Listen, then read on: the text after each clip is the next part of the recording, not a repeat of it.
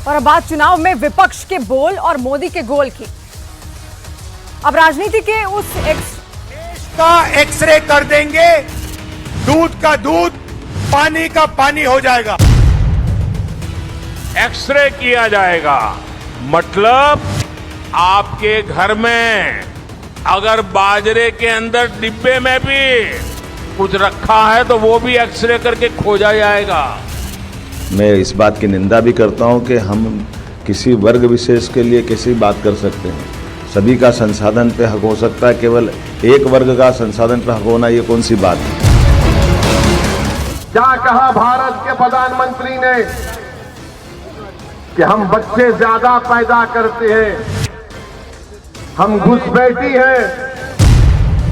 कभी भी डाइवर्ट करना चाह रहे हैं गाड़ी का कहीं से, और मोदी जी का डाइवर्ट करते करते रिटायरमेंट का प्लान तो आ चुका है। जून 4 तारीख तो उनका रिटायरमेंट होगा, ये तो लोग तय कर चुके हैं।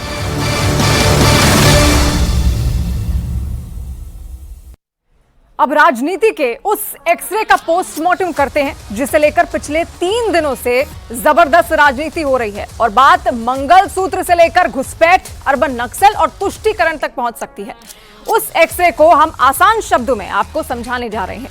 सोचिए किसी दिन ऐसा हो कि आप सोकर उठें और पता चले कि सरकार का फरमान आया है कि आपने बैंक में जो 5 लाख रुपए रखे हैं उसमें से आपको सिर्फ 50,000 मिलेंगे, बाकी दूसरे लोगों में बांट दिए जाएंगे। आपने अपनी मेहनत की कमाई से जो 2 घर बनाए हैं उसमें से एक सरकार ने किसी और को देने का फैसला किया है। आपने बेटी की शादी के लिए जो 5 तोले गहने संभाल कर रखे हैं, सरकार उसमें से भी 4 तोला सोना दूसरों को बांटने जा रही है। यानी आपने बरसों तक खून पसीने से जो मेहनत करके कमाया है वो उन लोगों में बांटने का फैसला किया गया जिसके हकदार नहीं है।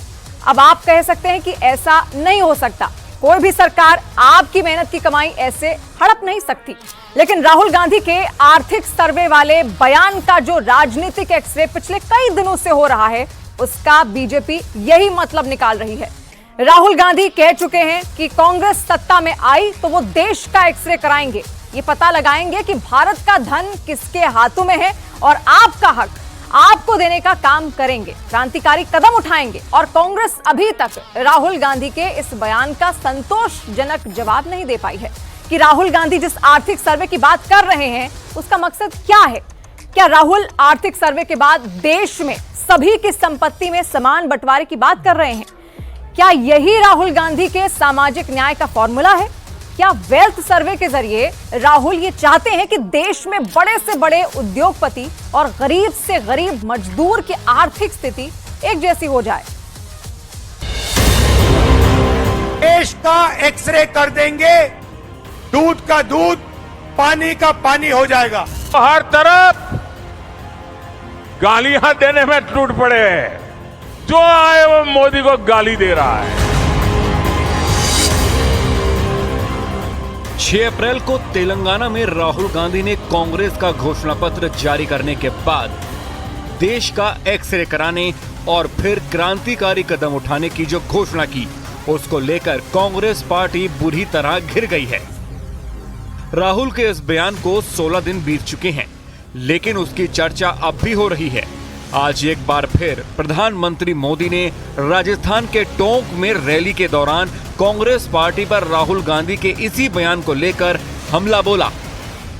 को इतनी मिर्ची लगी है कि वो हर तरफ गालियां देने में टूट पड़े, जो आए वो मोदी को गाली दे रहा है। देश का एक्सरे कर देंगे, दूध का दूध, पानी का पानी हो जाएगा। पिछड़े वर्ग को, दलितों को, आदिवासियों को, गरीब जनरल कास्ट के लोगों को, माइनॉरिटीज को पता लग जाएगा कि इस देश में उनकी भागीदारी कितनी है।